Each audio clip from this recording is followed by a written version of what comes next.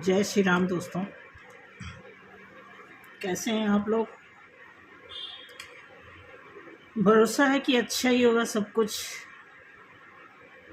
But आज मैं जो बताने जा रही हूँ वो सिर्फ और सिर्फ मस्कुलाइन के बारे में।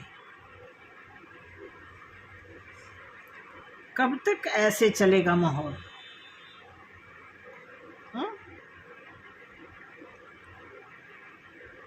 कभी डिवाइन फेमिनाइन के एनर्जी में डाउनफॉल, तो कभी मस्कुलाइन की एनर्जी में डाउनफॉल, तो कभी टेंशन, तो कभी ईगो।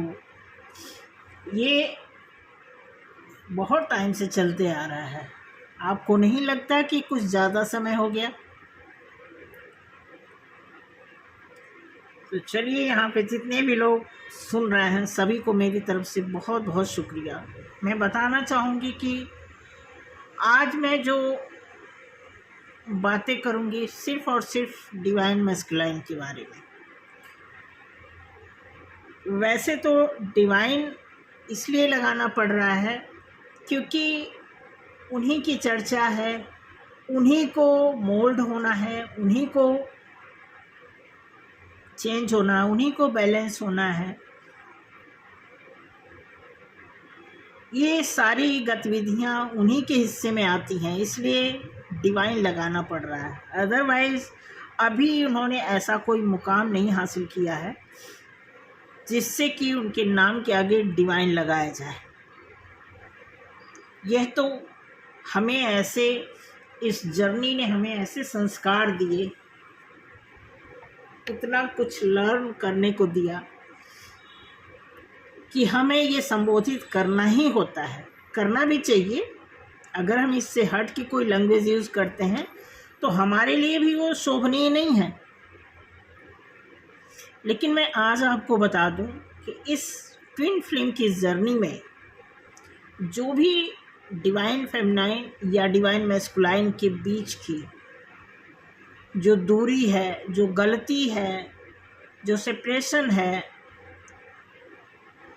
या जो ईश्वर की तरफ से जो ड्यूटी है, ओवरऑल मिलाकर के देखें तो कहीं ना कहीं डीएमडीएफ की ही पूरी ड्यूटी बनती है। और बिल्कुल सिंपल है कि डीएम अपनी कठिनता के कारण स्वयं है।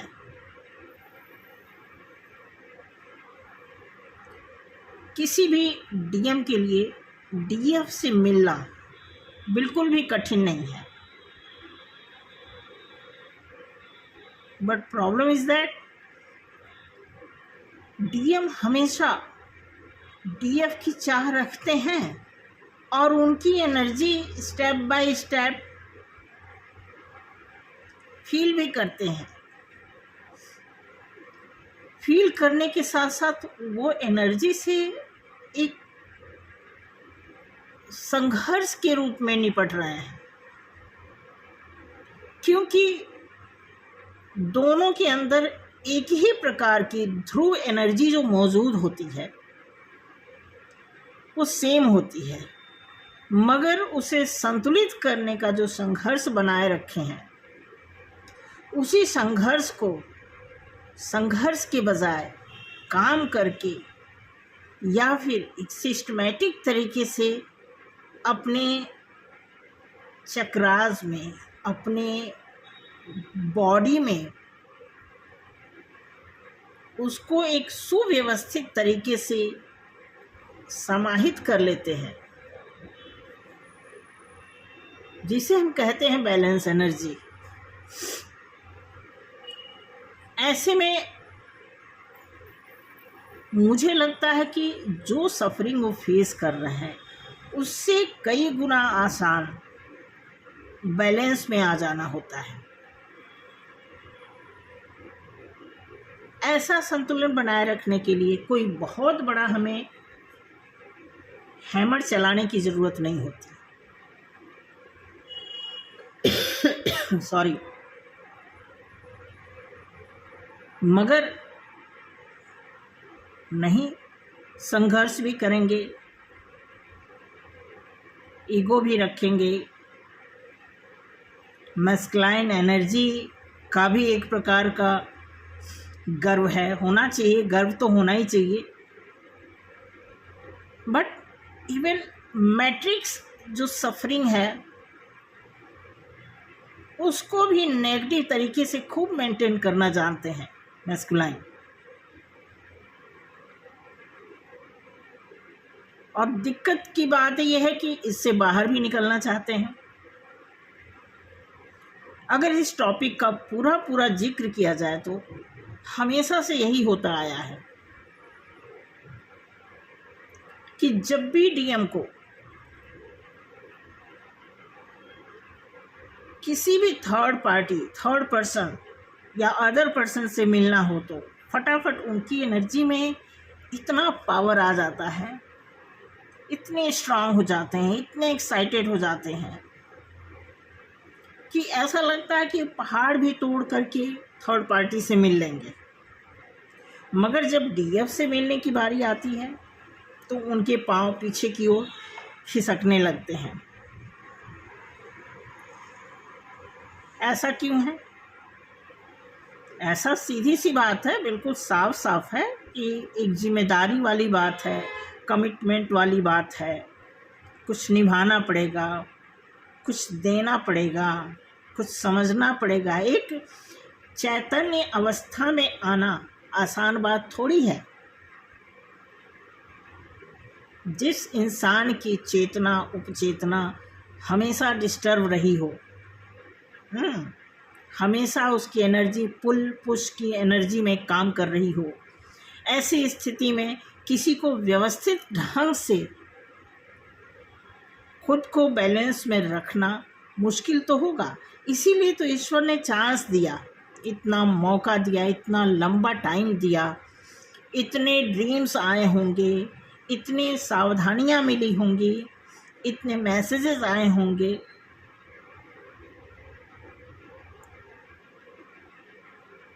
कि आपको क्या करना है इस जर्नी में। जर्नी तो आपको मिल गई और ज़बरदस्ती नहीं मिली, ये आपने खुद चूज़ किया है। इस बात को मानना पड़ेगा। अगर आप नहीं मान रहे हो तो बहुत बड़ी गलती है आपकी, क्योंकि ये आपने मांग की है ईश्वर से। आपकी यही ख्वाहिश थी, आपका यही सोल पर्पस था कि इस धरती पर आकर के आप कुछ करेंगे। और जब धरती पर आकर के धरती जैसी जिम्मेदारी निभाने की जब बात आती है तो यहाँ पर एक मैस्कुलाइन जब पीछे हटता है तो हम उसे बार बार मैस्कुलाइन के बजाय डिवाइन मैस्कुलाइन उच्चारित करके, प्रोनाउंस करके एक उसको दिव्य शक्ति का हम ओहदा देते हैं। ऐसा इसलिए कि कहते हैं ना कि रसरी आवत जात है। एक आपने दोहा सुना होगा कि जब किसी चीज़ को बार बार हम कहते हैं, बार बार दोहराते हैं तो उसका असर ज़रूर पड़ता है। तो ये मैस्कुलाइन के आगे बार बार डिवाइन लगाने का यही ख़ास मकसद होता है कि इन केस डिवाइन मैस्कुलाइन के दिमाग में, दिल में, बॉडी में या बॉडी के किसी भी एरिया में अगर ये डिवाइन जैसा वर्ड जाकर के कहीं भी फिट हो जाएगा तो डेफिनेटली वो एनर्जी धीरे धीरे पूरी बॉडी में फैलेगी। और बॉडी के साथ साथ वो जब सब कॉन्शियस में जाकर के फिट बैठेगी तो डेफिनेटली वो अपने ऊपर कुछ ना कुछ तो सोचेंगे, और जब सोचेंगे तो एक्शन तो लेना ही पड़ेगा।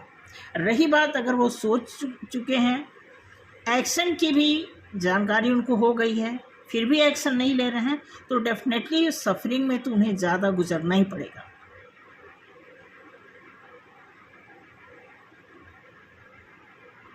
हालांकि मैं आपको बताऊं कि जो भी डीएफ हैं, मैं बिल्कुल ब्लेम नहीं दे रही हूँ, लेकिन कंडीशनिंग ही कुछ ऐसी, कुछ कुदरत की तरफ से, कुछ बाय बर्थ कुछ ऐसी फैमिली मिल जाती है, कुछ ऐसे माहौल मिल जाते हैं कि मोस्टली देखा गया है कि मस्कुलाइन की जो लाइफ होती है सॉरी, वो कॉम्प्लिकेटेड हो जाती है, जिसमें से 80% तो वो खुद कॉम्प्लिकेटेड बना लेते हैं। सॉरी, भीग जाने की वजह से अभी मैं प्रॉपर ठीक नहीं हो पाई हूँ, माफ़ करना मेरी आवाज़ से।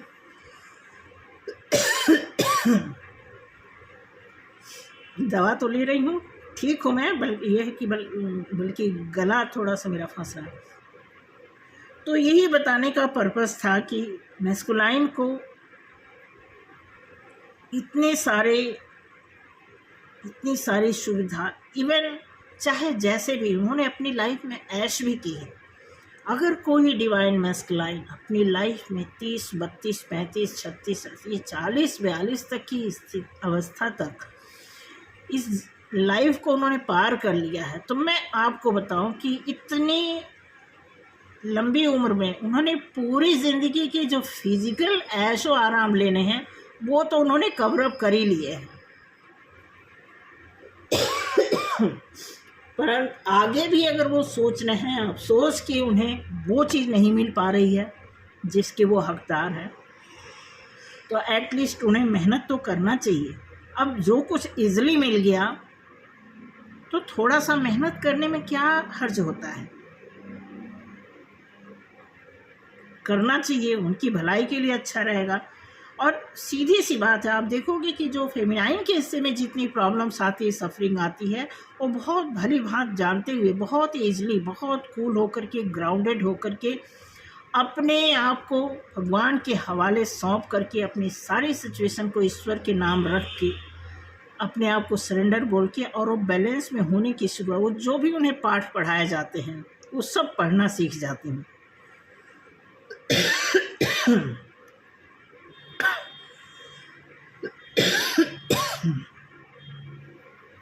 सॉरी, इसी बीच डीएम ने भी जो डिवाइन फेमिनाइन को चीटिंग करते हैं, झूठ बोलते हैं, या जिस भी तरह से जाने अनजाने में जो भी वो तकलीफ़ देते हैं, उसको भी वो झेलती हैं, अपनी फैमिली को भी देखती हैं, गॉड को भी देखती हैं, खुद को भी संभालती हैं। इवन वो टेलीपैथी के माध्यम से अपने डीएम को भी वो सारी चीज़ें पास आउट कर रही होती हैं। बावजूद अगर डीएम कुछ भी बैलेंस हो जाए तो डीएफ माफ़ करके उनके साथ जोड़ना भी चाहती है।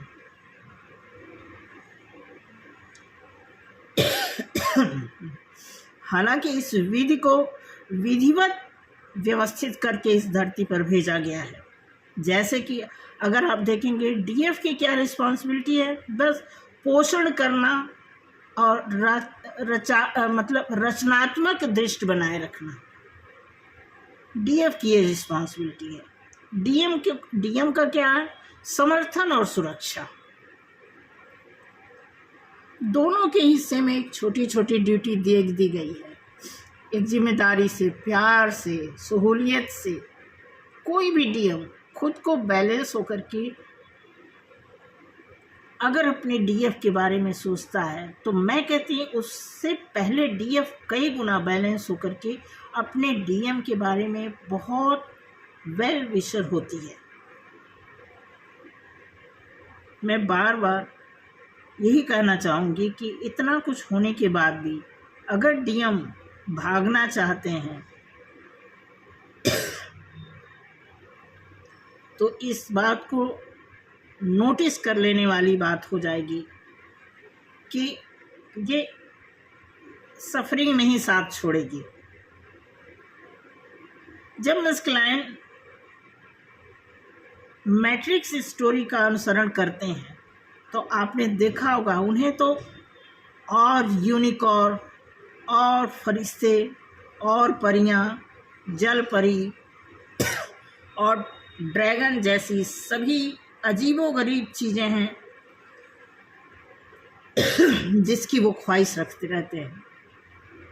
हालांकि इन्हीं सारी चीज़ों में विलीन होते हुए उन्होंने अपनी लाइफ को एक तरह से हद तक डैमेज किया है। अब अगर एक मौका मिला है, एक उन्हें रास्ता मिला है साफ सुथरा जीने का, प्यार से रहने का, प्यार देने का, पाने का, तो ऐसे में भी अगर कोई अपने आप को उस पग चिन्हों पर नहीं चलना चाहता तो फिर भगवान ही उनका मालिक है।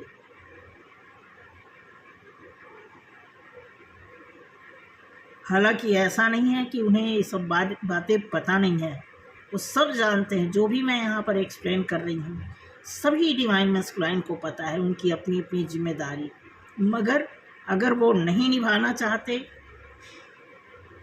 नहीं निभा पा रहे होते फिर तो बात और है। नहीं निभाना चाहते, ये थोड़ी सी प्रॉब्लम है। तो मैं यही रिक्वेस्ट करूँगी, प्रेयर करूँगी। रिक्वेस्ट क्या करना है, रिक्वेस्ट तो बहुत सारे हो चुके हैं। प्रेयर करूँगी ईश्वर आपको मजबूती दें, आपको आगे का रास्ता दिखाएं, आप अपनी सफरिंग से बाहर निकलें और जो भी आप चाहते हैं, जो आपकी दिली ख्वाहिश है, ईश्वर आपकी पूरी करें। Thank you so much.